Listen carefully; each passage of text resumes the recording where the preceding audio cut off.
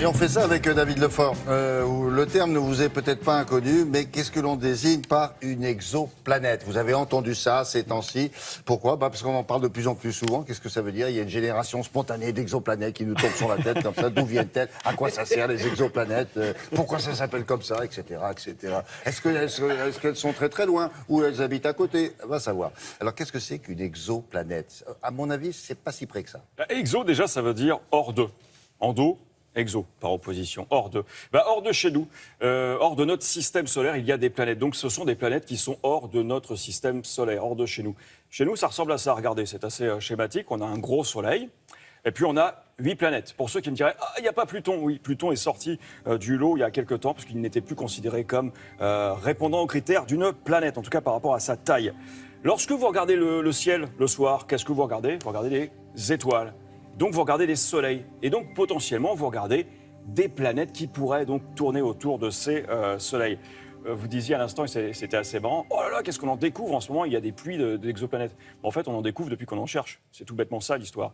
C'est surtout depuis qu'on a les techniques et le matériel pour les découvrir. Au début de cette année, on en comptabilisait 1935. Et quasiment autant étaient en attente de validation. Ça a vraiment commencé au début des années 90, hein, les découvertes d'exoplanètes. Et pour ça, il y a deux méthodes pour les trouver, pour les identifier.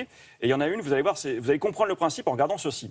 Ça, c'était au début du mois. Vous vous souvenez, vous les avez vus avec nous, c'est le passage de Mercure devant notre Soleil. Ça se passe chez nous. Et alors bon, c'est tout petit Mercure, mais quand il passe devant le Soleil, il y a une petite inflexion de la lumière. On le voit ici, en tout cas, ce sont les astronomes qui sont capables de mesurer. Et cette petite inflexion nous dit, tiens, il y a quelque chose qui passe devant le Soleil. Et puis si ça se reproduit, on se dit, il y a vraiment quelque chose qui tourne donc en orbite, c'est pas juste une aberration comme ça. Et donc c'est par ce type de moyens, cette méthode, qu'on arrive à déceler quelque part dans l'univers une exoplanète. Maintenant, vous allez me dire, ouais, ok, on en découvre, qu'est-ce que ça nous apprend? Oui, non, mais moi je veux pas dire, parce que ça a l'air d'être désagréable. Ça si, je vous ai vu. Bon, c'est le genre, on s'en fout un peu. Non. Eh bien, ça nous apprend l'humilité, déjà, pour commencer. C'est bien, il y en a qui en ont besoin.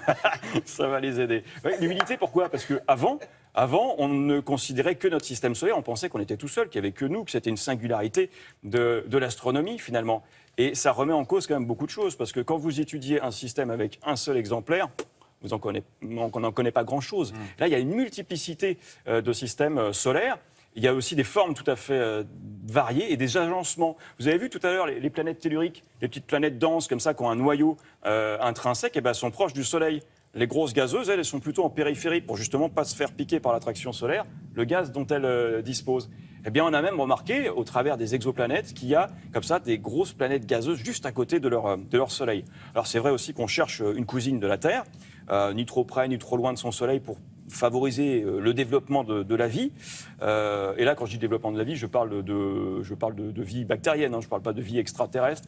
D'ailleurs, pour vérifier un jour s'il existe sur une autre planète dans l'univers, hein, un autre télématin, il faudra faire le plein avant de partir, d'une part, et commencer de bonne heure, parce que c'est quand même à des dizaines d'années-lumière. C'est très très loin tout ça. Mais les exoplanètes, ce sont donc des planètes qui sont en dehors de notre système solaire. Redites-moi ça, on l'a pas trouvé parce qu'on l'a pas cherché, c'est ça?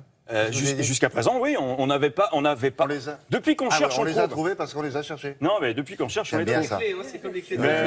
Dans un film de Woody Allen, il y avait ça. Il disait, mais pourquoi vous l'avez pas fait? Il dit, parce qu'on ne m'a pas demandé. Ouais, mais c'est très bien. On ne pourra pas dire que c'était pas logique quand même. Merci beaucoup, David.